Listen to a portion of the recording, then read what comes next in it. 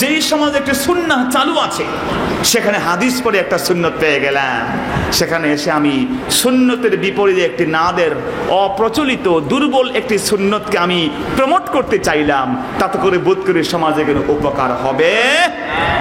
রাসূলুল্লাহ আস্তে আমিন বলেছেন, হাদিস আছে। কিন্তু আপনি সে আদর্শের বিপরীতে গিয়ে মসজিদ আপনি পড়ে এসেছেন, বাইতুল্লাহ, সেখানে জোরে অনেকে আমিন বলে, আপনি শ্যামলী নূর মসজিদে এসে জোরে আমিন বলা শুরু করলেন।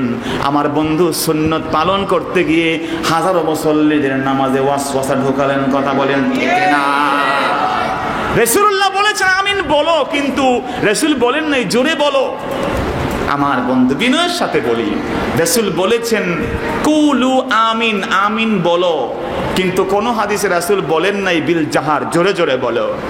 রাসূল বলেছেন যখন আমিন ফেরেশতা, আমি এক ভাইকে জিজ্ঞেস করলাম কেন জোরে বলো, কয় ফেরেশতারা আমিন বলে, আমরা আমিন বলি, মিলে যায়, গুনাহ মাফ হয়। সুবহানাল্লাহ। আমি বললাম হ্যাঁ, আমি অ্যাকসেপ্ট করলাম তোমার কথা। রাসূল বলেছেন মান ওয়াফাকা কাউলুহু কাউলাল মালাইকা গুফিরা লাহু মা তাকাদ্দামা মিন যামবিহি। রাসূলুল্লাহ বলেছেন যে ব্যক্তি আমিন বলবে ওরা দালিনের পরে ফেরেশতারা আমিন বলে, তার আমিন ফেরেশতার আমিনের সাথে মিললে আল্লাহ পাক গুনাহ মাফ করবেন, জিন্দেগীর সমস্ত গুনাহ সগীরা মাফ হয়ে যাবে। আল্লাহু আকবার। আমি বললাম বন্ধু তুমি যে এত জোরে বল কেনা, আমি বললাম ভাই তুমি যে এত জোরে আমিন বললা, ফেরেশতারা কি এত জোরে আমিন বলে? আপনারা কেউ কি শ্যামলী নূর মসজিদের নুরানি এই মসজিদে কেউ কি এটা শুনেছেন ফেরেশতারা আমিন বলতে? শুনছেন আপনারা? জোরে বলেন। অতএব যেই বন্ধু এই কথা বলেছেন তারটা কিন্তু ফেরেশতাদের সাথে ঠিকভাবে অ্যাকুরেটলি খাপ খেলো।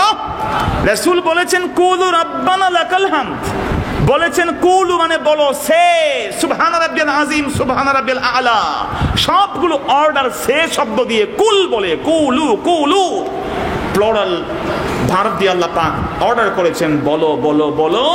কিন্তু আমার বন্ধু আমরা সব জায়গায় আসতে বলি, আমিনটা জোরে বলি, এটা কেন?